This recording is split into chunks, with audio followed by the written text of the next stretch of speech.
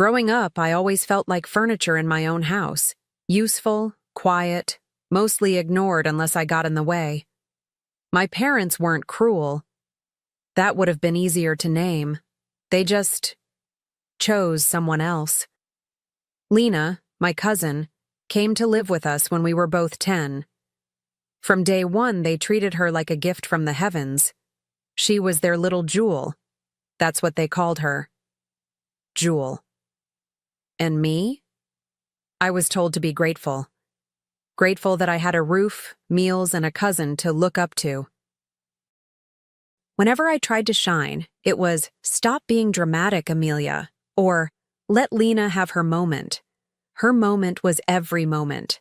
School plays, dance recitals, even dinner conversations. She was the headline. I was the footnote. I learned quickly how to disappear in plain sight, to clap for her achievements, even as I sat on my hands just to stop them from trembling. Because what hurt wasn't just being overlooked, it was being expected to applaud it. When college applications rolled around, I didn't even bother asking for help. I knew better by then.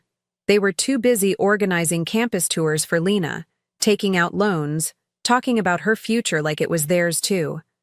I filled out my own forms, applied to state schools, took the bus to a guidance counselor because nobody had the time to drive me. One night, I overheard my dad say, "Amelia's smart enough, but Lena's special." And that one sentence carved something in me I wouldn't understand until much later. I remember sitting in my room, trying to figure out how much I'd need in student loans to cover tuition, housing, books, all while hearing laughter from downstairs. Lena had just gotten accepted into some expensive private university, and my parents threw her a little celebration. Balloons, cake. My mom even opened the bottle of wine she'd been saving since their anniversary. I wasn't invited downstairs. They didn't even know I was listening from the top step, holding my own acceptance letter in my hand. No one asked where I'd be going. No one cared. It wasn't just the money. It was the message. They chose to invest in her. My dad took on an extra shift at the factory. My mom cleaned houses on weekends again, something she swore she'd never do after her back surgery. All for Lena. "She deserves it," they said. "She just needs the right push." I wanted to scream, "What about me?" But I didn't. Because I'd learned by then, my voice didn't echo in that house. What I did instead was simpler. I started making lists, budgeting my life. I got a part-time job at a diner 2 towns over, lied about my age to get it. I printed out a calendar and mapped out deadlines, application fees, scholarship essays. Every checkmark on that paper felt like a rebellion, like proof that I existed, that I mattered, even if only to myself. I didn't tell them what I was doing. I didn't need to. They were too busy planning Lena's dorm room color scheme.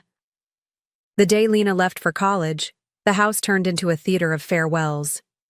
My parents cried, hugged her like they were sending her to war. My mom tucked cash into her purse, whispering, "Don't tell Amelia, this is just between us." I stood in the kitchen, pretending to wash a dish that had been clean for 10 minutes. No one said goodbye to me that morning. No one noticed I didn't come to the car. I think part of me died right there, between the fridge and the sink, the part that still hoped to be seen. A week later, I moved into a cramped dorm room at a public university 3 hours away. No teary goodbye. No help with bags. I paid for my own bedding with tips from the diner and brought pots from the thrift store. But I had something Lena didn't. Hunger. Not just for success. For proof. Proof that I could become something without anyone handing it to me. That maybe, just maybe, the girl they forgot could end up unforgettable. And still, I kept a photo of my parents on my desk. Not out of love. Out of something murkier, like needing a witness to the life I was building alone.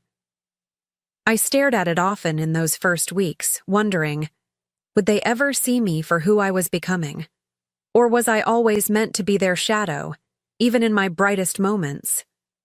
I don't remember sleeping much during college.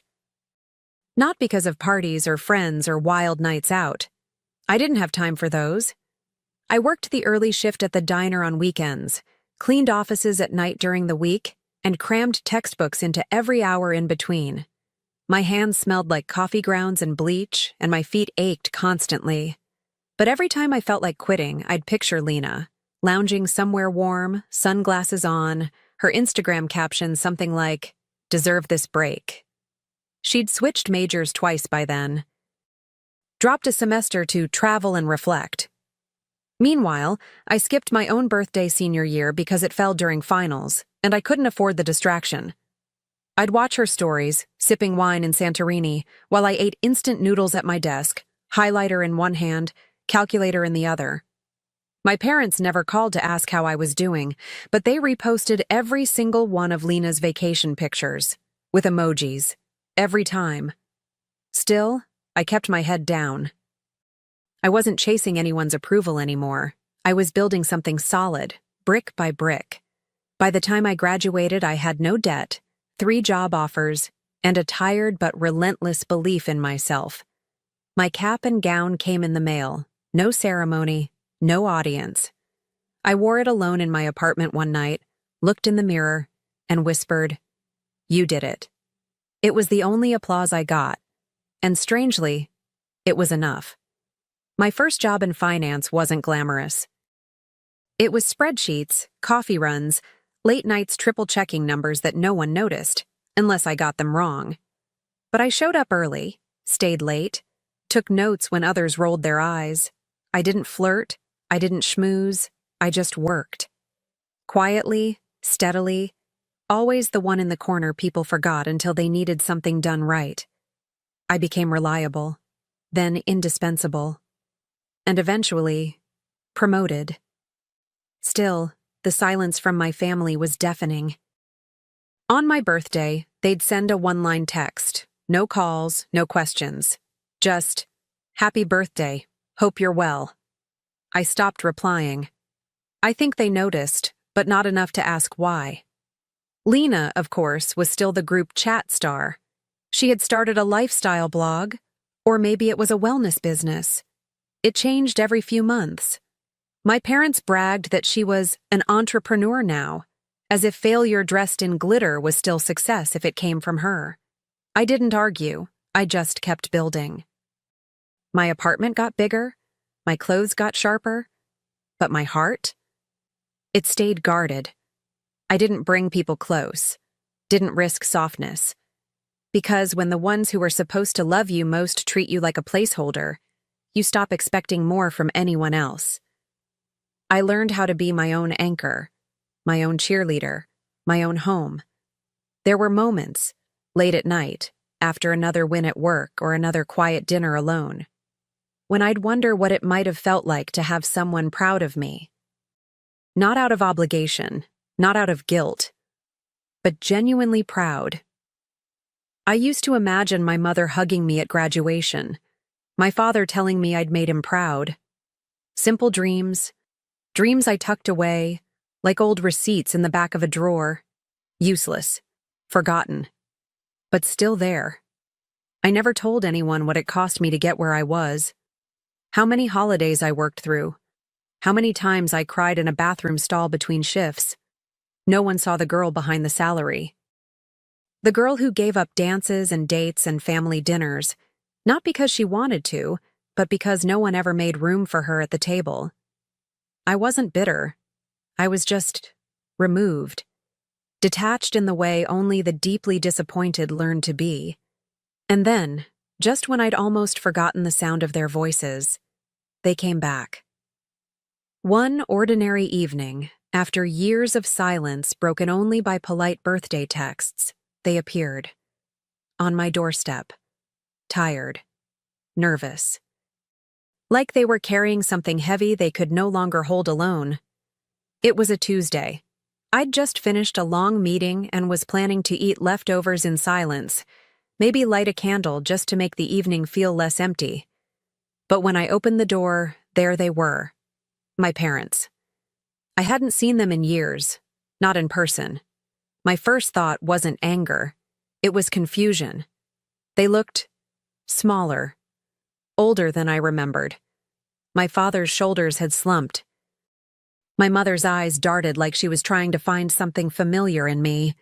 There was no hug, just a hesitant, "Hi, Amelia," like they weren't sure they were welcome. They asked to come in. I didn't say yes. I just stepped aside. They sat on my couch like guests in a stranger's home, holding their coats in their laps, glancing at framed degrees and bookshelves like they told a story they hadn't read. After a few seconds of awkward small talk, the truth came spilling out in pieces. Lena. Loans. Defaults. Regrets. My mother twisted her wedding ring while my father stared at the floor. "We thought she'd finish," he said quietly. "We thought she'd make something of it." Turns out, Lena had left school 2 years in. Didn't tell them at first. Said she needed to find herself, whatever that means.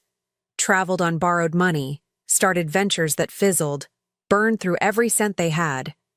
Now the creditors were calling, and the savings were gone. And for the first time in my life, they were looking at me, not to dismiss me, but to rescue them. I listened, that's all I did. I sat across from them with my hands folded, my face still. Inside, my thoughts ran wild, like a dam cracking. Every birthday they skipped. Every time they called Lena their daughter in front of me. Every night I fell asleep knowing I didn't matter enough. It all rushed back, loud and sharp. But I said nothing, just nodded. Let them speak. Let them scramble. It was strange, really, how quickly desperation made people remember you existed. "We know we made mistakes," my mother whispered, her voice trembling just enough to seem sincere. "But you're the only one who's doing well now.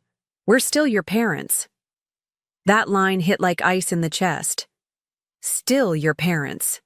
As if biology alone entitled them to the life I had built from nothing.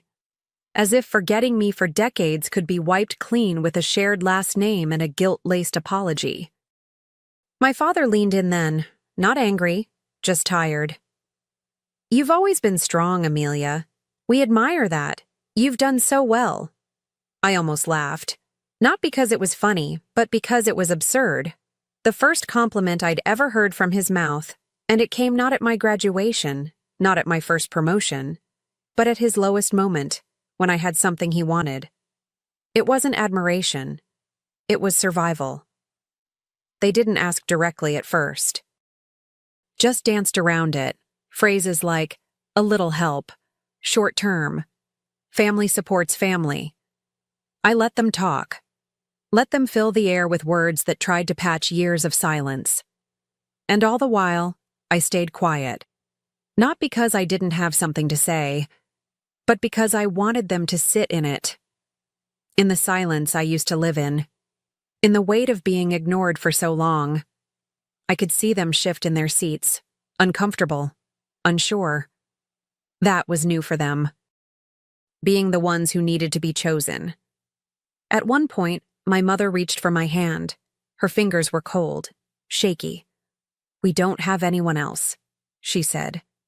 I didn't pull away, but I didn't squeeze back either. I just looked at her, really looked. The woman who had once told me Lena was the one with potential. And in her eyes, I saw it. Fear. Not just fear of losing their house or facing debt collectors. Fear that maybe I'd become a woman she didn't know how to read anymore, or reach. I told them I'd think about it, that I needed time. And I walked them to the door, watching as they shuffled back into the night. They didn't look back, and I didn't offer comfort. As I shut the door, I leaned against it and exhaled. I wasn't angry. I wasn't vengeful. I was something they'd never prepared for. Calm. And I already knew exactly what I was going to say when they came back. We met at a quiet cafe 3 days later. I chose the place. Not too loud, not too cozy, neutral ground. I arrived early, ordered tea I wouldn't drink, and laid out everything I'd brought, a folder full of forgotten history.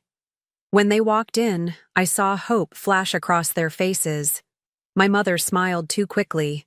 My father tried to meet my eyes like nothing had ever broken. They thought my silence meant surrender, that I'd agree, maybe even offer more than they asked for. They still didn't know me. I slid the folder across the table without a word.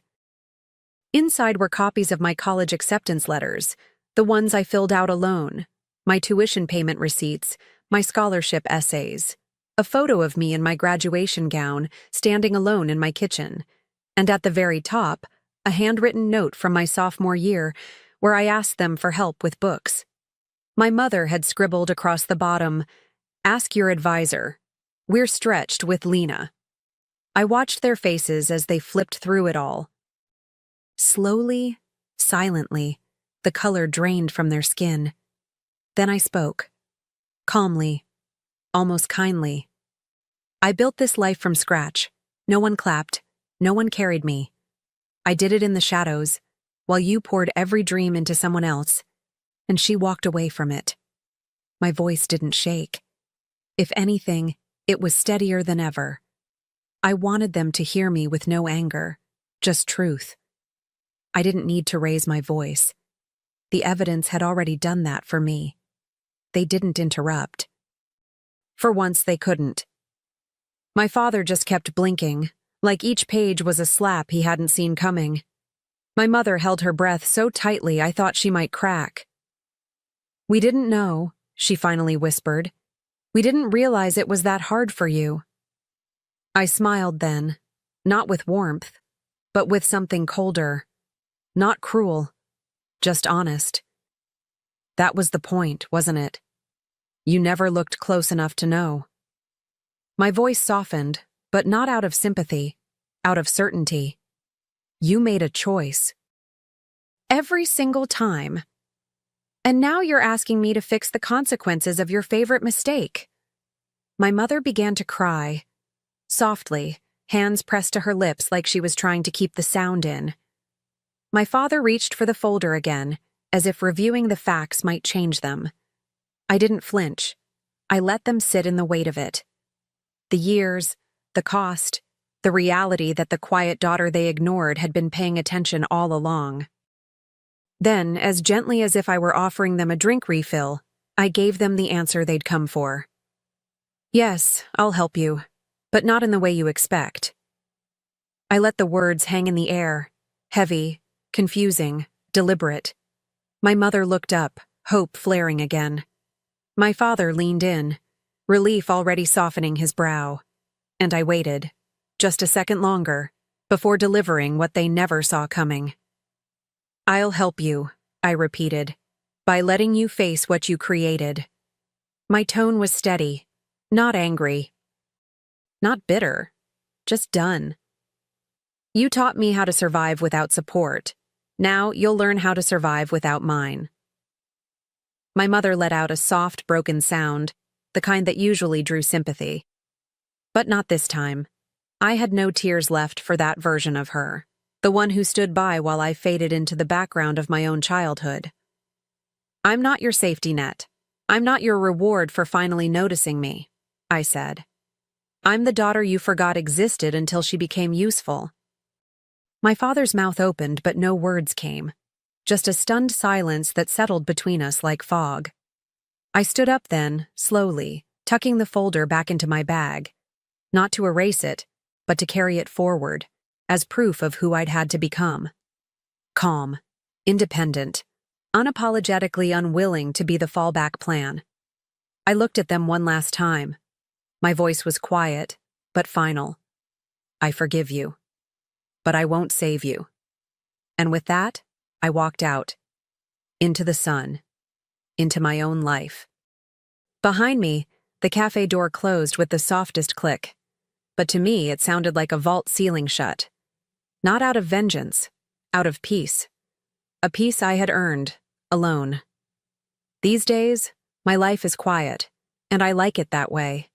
No chaos, no begging to be seen, No proving my worth to people who never looked. I wake up in a space I paid for, sip my morning coffee in silence, and know exactly who I am. Not someone else's daughter. Not someone's backup plan. Just Amelia, a woman who built a life out of scraps and silence. And finally, it fits me. Not like a borrowed dress, but like skin I grew into. Every now and then, I see Lena online.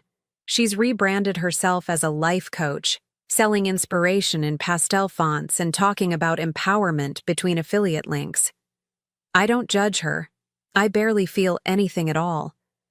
That girl who once got the world handed to her now seems to be grasping for pieces of it. Maybe she'll find her version of peace. Maybe not. But either way, she no longer lives in the center of my story. As for my parents, I hear they moved into a smaller home. A friend from the old neighborhood mentioned it in passing. I didn't ask for details. What would I say? They gambled everything on their jewel, the bright, loud, shiny hope. And in the end, it slipped through their fingers. Meanwhile, the daughter they overlooked? She didn't shine to impress. She became solid, unshakable. The kind of woman who doesn't need anyone to notice her to know her own value. I spend my time now with women who remind me of who I used to be, overlooked, underestimated, barely holding things together. I mentor young professionals through a local nonprofit, help them navigate job interviews, build financial plans, speak up in rooms where they were taught to shrink. Some come from foster care, others from homes full of love but low on resources. But they all carry something in their eyes that I recognize instantly: hunger. Not for attention, but for stability, for self-worth, for freedom. Sometimes they ask me why I care, why I spend my time this way when I could be chasing bigger roles, flashier titles, more money. I always smile and tell them the truth. Because no one did this for me. And I know what it feels like to build alone. That's the thing about being forgotten. It teaches you how not to forget others. It carves out space in you for empathy so deep, it turns into purpose. Not pity, empowerment. And when they succeed, when they get the job, negotiate the raise, walk out of a bad situation with their head held high, I feel something that no paycheck has ever given me. Not pride in myself, but pride in them. Because helping someone else rise without expecting anything in return, that's the kind of legacy I want, the kind of echo I wish someone had left behind for me. Sometimes, late at night, I still think about that little girl. The one who sat on the stairs with her college acceptance letter in hand, while laughter echoed from the living room that never belonged to her. I wish I could go back and sit beside her, not to fix anything. Just to say, you were never invisible. You were just surrounded by people who chose not to see. And maybe that truth wouldn't have made it easier, but it would have made her feel less alone. I don't carry resentment anymore. That's the beauty of healing. It makes space where bitterness used to live. I don't call my parents. They don't call me. We exist in separate chapters now, and I've stopped trying to edit the pages they wrote without me. What matters is the story I've written for myself. Every sentence earned, every choice mine. No longer the forgotten daughter, simply a woman who decided she was worth remembering. And when people ask me how I became so grounded, so self-assured, I smile softly and offer them this. They bet on a jewel and ignored the diamond they already had. I stood frozen in the center of my father's law firm, watching as the senior partners removed his name from the door. Graham, Phillips, Associates, no longer Graham, Phillips, Whitaker. They didn't even wait until after the memorial service. 40 years of dedication erased in a single afternoon. Your father's mistakes cost this firm millions, Charles Graham said, not even looking me in the eye as he supervised the removal. Consider yourself fortunate we're still handling his estate pro bono. I said nothing, clutching the small box of personal items they'd allowed me to collect from his office. A framed photo of me at graduation, his worn leather planner, the antique fountain pen I'd given him for his 60th birthday 3 months ago. At least no one will remember him for long, Phillips muttered to his assistant, just loud enough for me to hear. That was 2 weeks ago. Now I sat in the back row of the memorial service, watching as people filed in, mostly colleagues and acquaintances, their expressions a careful blend of solemn respect and professional distance. No one wanted to be associated too closely with Jonathan Whittaker, the man who allegedly embezzled client funds before his sudden heart attack. My name is Eleanor Whittaker. I'm 29 years old, and until 2 weeks ago, I thought I knew my father, Harvard Law graduate, founding partner of one of the most prestigious firms in Boston, widower who raised me alone after my mother died of cancer when I was 8, strict but fair, distant but dedicated. Now, according to the whispers and the newspaper articles, he was a thief, a fraud, a disgrace to the profession. I didn't believe it, couldn't believe it, but I had no proof. Just a lifetime of knowing a man who color-coded his tax records and lectured me about integrity every time I came home with so much as a borrowed pencil. The service was as cold as the February air outside. The church was half empty. Dean Harrington from Harvard Law gave a stiff eulogy that focused more on the prestige of the institution than on my father. A couple of colleagues spoke about his work ethic and attention to detail. No one mentioned kindness. No one told stories about who he was beyond the office. Then Robert Graham, Charles's son and junior partner, stood up. He straightened his designer tie and cleared his throat. Jonathan Whittaker was my mentor, he began, and for a moment, I felt a flicker of hope. He taught me everything I know about corporate law. He was brilliant, methodical, and demanding. The flicker grew. Which makes his betrayal all the more unforgivable. The hope died. A man of his experience knew exactly what he was doing when he diverted those funds. He knew the damage it would cause, to clients, to colleagues, to the firm his name helped build. His legacy is not one of achievement, but of disgrace. I dug my fingernails into my palms. My father was not there to defend himself. And I, his only child, sat silent, my grief tangled with doubt and anger. Robert continued, his voice hardening, the firm will recover. Of course, the Graham and Phillips families have ensured that all affected clients are made whole, but the damage to trust, to reputation, that may never be fully repaired. I couldn't breathe. The walls of the church seemed to close in. I stood abruptly, needing air, needing escape. All eyes turned to me, some sympathetic, most judgment-filled. I stumbled toward the door, past whispers, past stares. Just as I reached the heavy wooden doors, they swung open. A woman in her early 60s entered, elegant in a simple black dress, her silver hair swept into a neat bun. Behind her was a man about the same age in a wheelchair, and behind him, a small procession of people, at least 20, of varying ages and backgrounds. Some wore expensive suits, others worn but dignified clothes. The woman surveyed the room, her eyes finding mine immediately. You must be Eleanor, she said, her voice warm but commanding. I'm Margaret Chen. Your father saved my family. I blinked, confused. My father had never mentioned anyone named Margaret Chen. The entire church had gone quiet. Robert Graham stood frozen at the podium, mouth slightly open. Margaret turned to address the sparse congregation. I apologize for interrupting, but when we heard about Jonathan's passing, we came as quickly as we could assemble everyone. And who exactly are we? Charles Graham asked from the front row, his tone somewhere between defensive and curious. We are the people Jonathan Whittaker helped over the past 30 years, the ones he never billed, the ones he never spoke about. She gestured to the people behind her. We are his other legacy. Murmurs filled the church as the newcomers found seats. I remained standing by the door, paralyzed by confusion. Margaret gently guided me back to my seat, then walked to the front of the church. No one stopped her as she took her place at the podium. 28 years ago, she began, I was a single mother of 3, facing eviction from our apartment. My husband had died, leaving substantial debts I knew nothing about. The bank was foreclosing, creditors were calling, and I was working 2 jobs while trying to raise my children. She paused, looking around the room. I couldn't afford a lawyer, but someone at the community center gave me Jonathan Whittaker's card. He was already successful then, already with this prestigious firm. I expected him to turn me away. Instead, he took my case, he restructured the debt, fought the foreclosure, and even found a loophole in my husband's life insurance policy that the company had conveniently overlooked. She looked directly at me. He never sent me a bill. When I insisted on paying him something, he asked me to put the money into college funds for my children instead. The man in the wheelchair rolled forward. He adjusted his glasses and spoke in a deep, clear voice. My name is David Mercer. 15 years ago, I was injured in a construction accident. The company denied responsibility, Their insurance refused my claim. I was facing life in a wheelchair with no compensation, no way to support my family. He looked around the room. 5 law firms turned me down before I met Jonathan Whitaker. They said my case wasn't worth their time, that the company was too powerful. Jonathan took my case. He worked on it for 3 years. He won. David's eyes found mine. He changed my life. He refused to take his standard percentage, said he'd rather I use it for my kids' education. One by one, they came forward. A refugee family he'd helped gain asylum. A small business owner whose company he'd saved from a predatory lender. A young lawyer, now a judge, whom he'd mentored and supported through addiction recovery.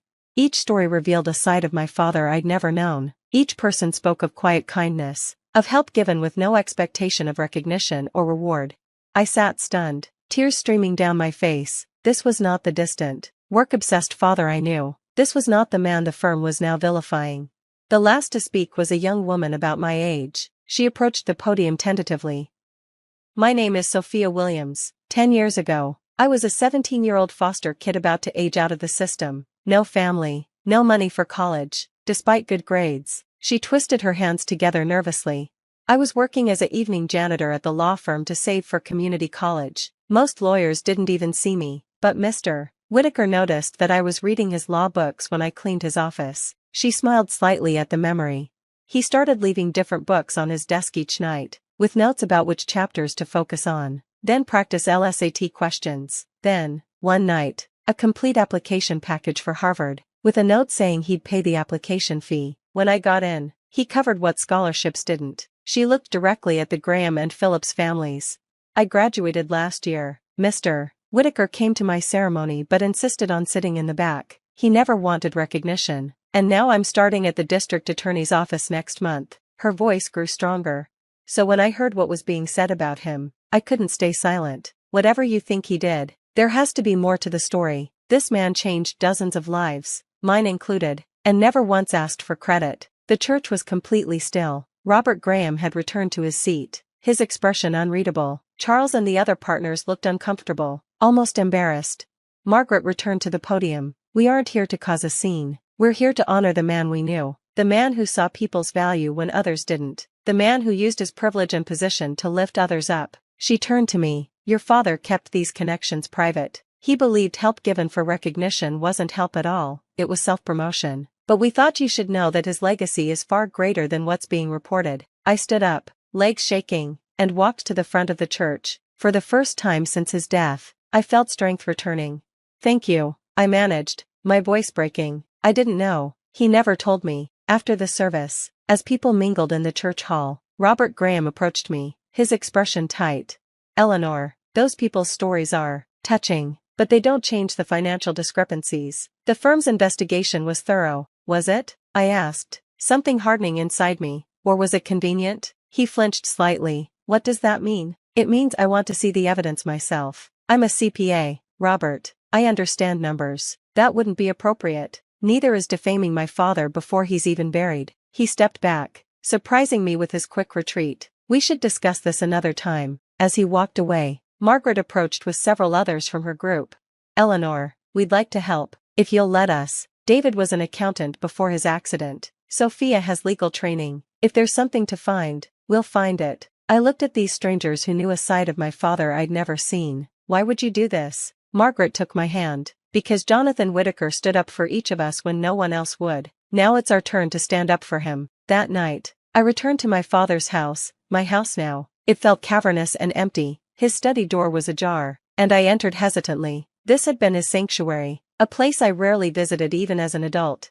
The bookshelves were meticulously organized, law texts, biographies, classical literature. His desk was neat, everything in its place. I ran my fingers over the leather chair where he'd spent countless evenings working.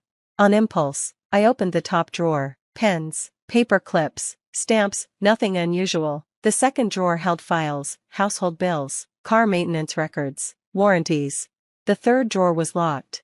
I frowned. What would my rule-following father keep locked away? I searched for the key, finding nothing in the obvious places. Then I remembered the small key on his personal keychain. The one I'd found in his personal effects from the hospital. It fit perfectly. Inside were dozens of folders, each labeled with a name. I recognized some from the memorial service. Margaret Chen, David Mercer, Sophia Williams.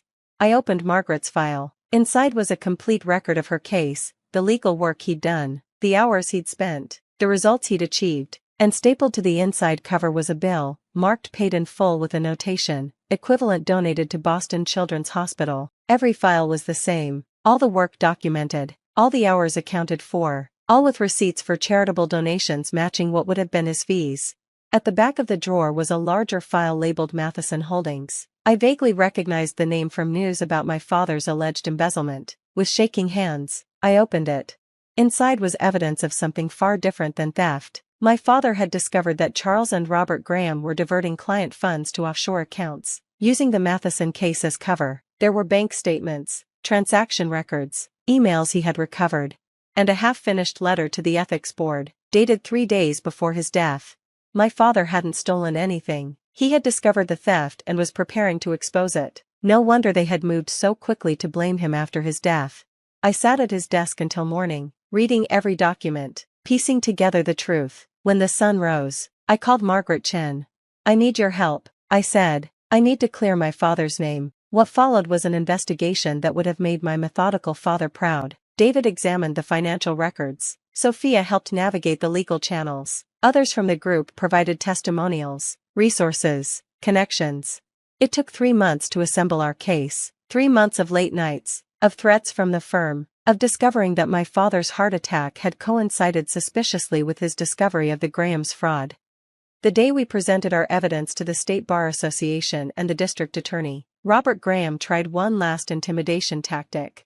"You're ruining your own reputation along with his," he warned, cornering me outside the hearing room. "No one will hire the daughter of Jonathan Whitaker if you go through with this." I smiled for the first time in months. "That's where you're wrong. I've already been offered a position heading the Financial Forensics Division at the Chen Foundation." His face paled. "The what?" "Margaret Chen's late husband left her a considerable fortune. She's been using it for years to help people like those my father represented pro bono. Now she's expanding to fight financial fraud against vulnerable populations." I straightened my jacket, my father's old Harvard Law sweatshirt underneath giving me courage. "It seems my father's legacy isn't what you thought it was, and neither is mine." The hearing lasted all day. When it was over, Robert and Charles Graham were taken into custody. The evidence was irrefutable. Outside the courthouse, reporters gathered. I stood flanked by Margaret, David, Sophia, and dozens of others whose lives my father had touched. "Miss Whitaker, how does it feel to clear your father's name?" a reporter called out. I thought carefully before answering. My father used to tell me that integrity means doing the right thing even when no one is watching. For 30 years, he helped people quietly, expecting nothing in return. He fought injustice without seeking recognition. When he discovered corruption, he prepared to confront it, knowing it might cost him everything. I looked at the crowd gathered around me, not colleagues or acquaintances, but people whose lives had been changed by quiet acts of kindness.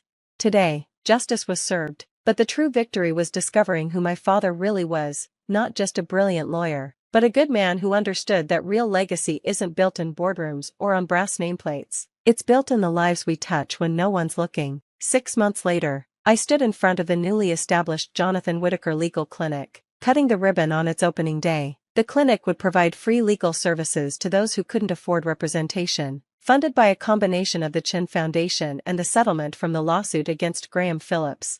My father's name had been cleared publicly, the firm was now under new management, and I had found my purpose continuing the work he had done in secret for so many years. As people filed in for the opening reception, I felt a sense of peace I hadn't known since before his death. My father and I had never been close in the way I had wished. There had always been a distance, a formality between us that I couldn't breach.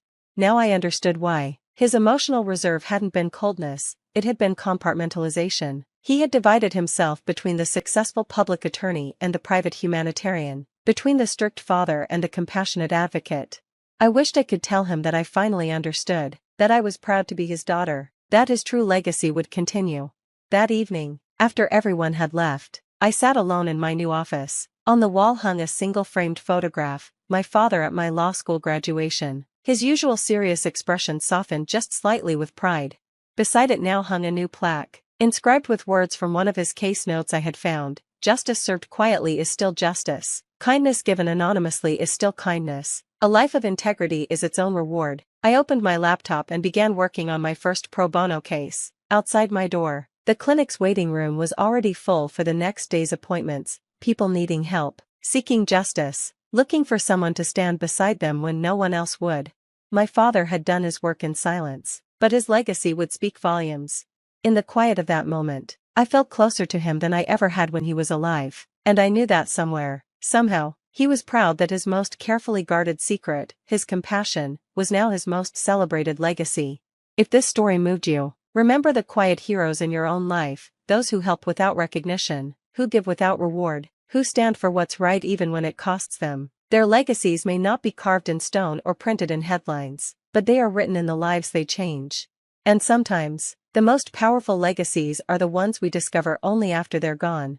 The last box of my grandmother's possessions sat accusingly on my kitchen table. 3 months after her funeral, I had finally cleared out her small apartment, distributing furniture to relatives, donating clothes to charity, and sorting through decades of accumulated memories. Everything had been dealt with except this final cardboard box labeled simply personal. My name is Michael Chin, 34 years old, and until 3 months ago, I thought my grandmother was just a quiet, frugal woman who had immigrated from China in her youth, worked as a seamstress for 40 years, and lived a modest, unremarkable life. She had raised my father alone after my grandfather died young, and then helped raise me after my parents' divorce. Kind but reserved, she spoke little of her past and asked few questions about my life. When she died at 87, the funeral was small, just family and a handful of neighbors from her apartment building. My father had died 2 years earlier, and there were no other relatives except a few distant cousins. Her life seemed to have left little impression on the world beyond our small family. Or so I thought.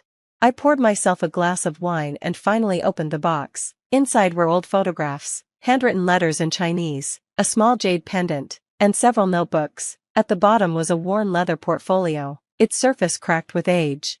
I opened it to find hundreds of newspaper clippings, dating back to the 1970s. They were in both English and Chinese, carefully preserved in plastic sleeves. Confused, I began to read. Local seamstress helps refugee family reunite. Chinese immigrant creates scholarship fund for newcomers. Silent hero provides housing for homeless families. Each article detailed acts of extraordinary generosity and activism, all attributed to anonymous donors or community groups. But in the margins of each clipping, my grandmother had made small notations in her precise handwriting, dates, amounts, names. My hands trembling, I turned to the notebooks. Inside were meticulous records, money saved, investments made, and funds distributed. Page after page documented small but consistent financial gifts to families, organizations, and causes. The amount started tiny in the 1960s, $5 here, $10 there, but grew over decades as her careful investments flourished. Stunned, I calculated roughly, my grandmother, who darned her socks and refused to buy a new television, had given away over $300,000 during her lifetime. I was still trying to process this discovery when my doorbell rang. Answering it, I found an elderly man in his 70s, leaning slightly on a cane. "I'm sorry to disturb you," he said with a slight accent. "My name is David Park. I've been trying to locate the family of Lin Chen." "That was my grandmother," I said, surprised. "She passed away 3 months ago." His face fell. "I've only just found out. I've been overseas." He hesitated. "May I come in? There's something I need to tell you about her." I led him to the kitchen, where the contents of the box were spread across the table. He glanced at them and smiled sadly. "So you've discovered her secret." "I'm still figuring it out," I admitted. "Who are you?" 50 years ago, I came to this country with nothing. My family had escaped political persecution in Korea, but we were separated during our journey. I had no money, no English, and no hope of finding them." He pointed to one of the newspaper clippings about reunited refugee families. "Your grandmother found me sleeping in a park near her apartment. Instead of calling the police, she brought me food. Then she helped me find work in the garment factory where she sewed. And then, using contacts in the Korean community, she helped me locate my parents and sister, who had ended up in Canada. She paid for their travel to join me here." I stared at him in disbelief. "My grandmother did this? But she never mentioned you. She never spoke of any of us," he said, gesturing to the clippings. "That was her way. She believed that charity done for recognition wasn't charity at all." David reached into his pocket and pulled out an envelope. "I've spent 50 years trying to repay her kindness. She would never accept anything from me except friendship. When I became successful in real estate, I tried to buy her a house. She refused. I offered to pay for your father's college education. She refused that too. He placed the envelope on the table. She only agreed to let me do one thing: contribute to what she called her legacy fund. She made me promise never to tell anyone during her lifetime. Inside the envelope was a bank statement for an account in my grandmother's name, with a balance of just over $2 million. This can't be right, I said, my voice barely a whisper. My grandmother lived on Social Security. She bought day-old bread to save money, and gave everything else away. David finished. But she wasn't just giving her own money. She became quite skilled at finding others who wanted to help but didn't know how. She pooled resources, found worthy causes, and kept everyone's contributions anonymous, including her own. As evening fell, my living room filled with strangers, people who had been arriving steadily since David made some calls. A middle-aged woman who had received a scholarship to medical school, an elderly couple whose small business had been saved by a timely loan, a young man who had been homeless until someone had paid his deposit on an apartment. Each had a story about my grandmother's help, offered quietly and without expectation of recognition or gratitude. Each had been sworn to secrecy during her lifetime, and each had been profoundly changed by her intervention. We called ourselves Lynn's List, explained Sarah, the doctor. She would let us know when someone needed help, and we would contribute what we could. The more successful we became, the more we could give back. But why keep it secret from family? I asked, still trying to reconcile this hidden life with the quiet woman who had taught me to make dumplings and checked my homework. A month before she died, she asked me to give you this if anything happened to her, David said, handing me a sealed envelope with my name written in my grandmother's familiar script. I opened it with shaking hands. My dear Michael, if you are reading this, then I am gone, and David has finally revealed what I could not tell you myself. Forgive an old woman her secrets. When I came to this country, I had nothing but the jade pendant you will find among my things. It was the only valuable I managed to bring when I fled China during the revolution. A kind woman helped me when I arrived, expecting nothing in return. I promised myself I would honor her memory by doing the same for others. I began small, a few dollars saved from mending clothes, offered to a hungry family in our building. The joy it gave me was worth more than any luxury I denied myself. Over time, others joined me in this quiet work. Why did I keep this from you and your father? Perhaps it was pride, or perhaps fear that you would think me foolish for living simply while giving away what could have been your inheritance. Or perhaps I wanted you to love me for who I was to you, not for what I did for others. The legacy fund that David manages is now yours to continue or use as you see fit. These people, my other family, will help you understand how it works, if you choose to continue it. Remember that the greatest wealth is not what we keep, but what we give away with love. Your grandmother, Lynn. I looked up at the circle of faces, strangers who had known a side of my grandmother I never glimpsed. I don't understand. She could have told me. She could have lived more comfortably. Sarah took my hand. She lived exactly as she wanted. She found joy in her work, and she protected you from the burden of her expectations. The choice to continue is yours alone. That night, after everyone had gone, I sat alone with my grandmother's legacy, both the material one in the bank account and the greater one represented by the lives she had touched. I examined the jade pendant, finally understanding why she had worn it every day but refused to sell it even when money was tight. In the morning, I called my office and requested a leave of absence. Then I called David.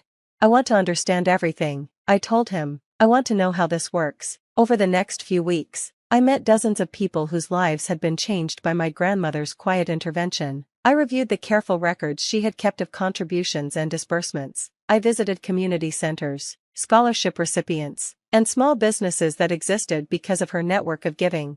6 months later, I stood in front of a small gathering in a community center named for my grandmother, a tribute she would have hated but which the neighborhood had insisted upon. The Lynch and Community Center would serve as a hub for immigrant services, educational programs, and emergency assistance. My grandmother believed that true generosity requires no recognition. I told the assembled group of contributors and recipients of her legacy. She lived simply so others could simply live. She gave quietly so the focus would remain on those in need, not on herself as the giver. I fingered the jade pendant, now hanging around my neck. For most of my life, I thought I knew her. I saw her thrift as deprivation, her quietness as emotional distance. I never imagined that while she was teaching me to save pennies, she was teaching others how to rebuild their lives. While she was quietly listening to my small problems, She was solving life-changing ones for strangers. I looked around at the faces, some familiar now, others still unknown.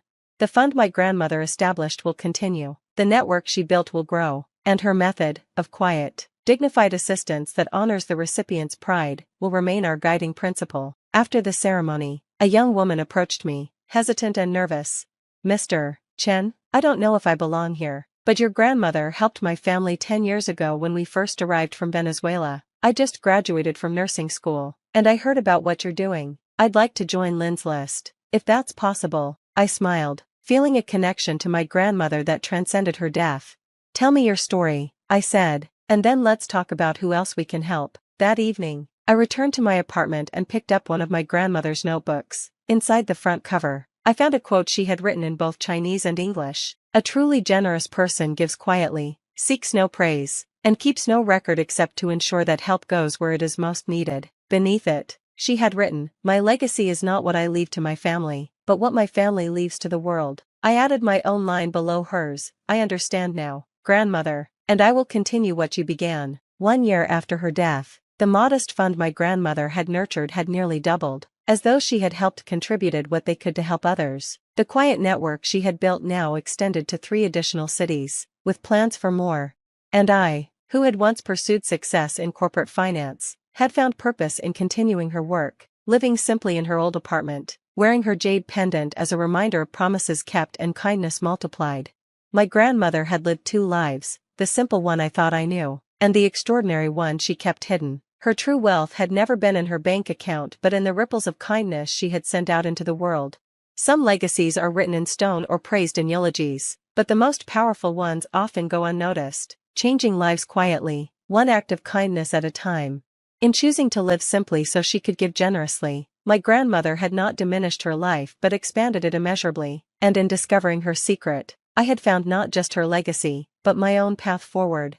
The greatest inheritance, she had written in her final notebook entry, is the knowledge that you have made someone else's burden lighter. That inheritance, I had finally received.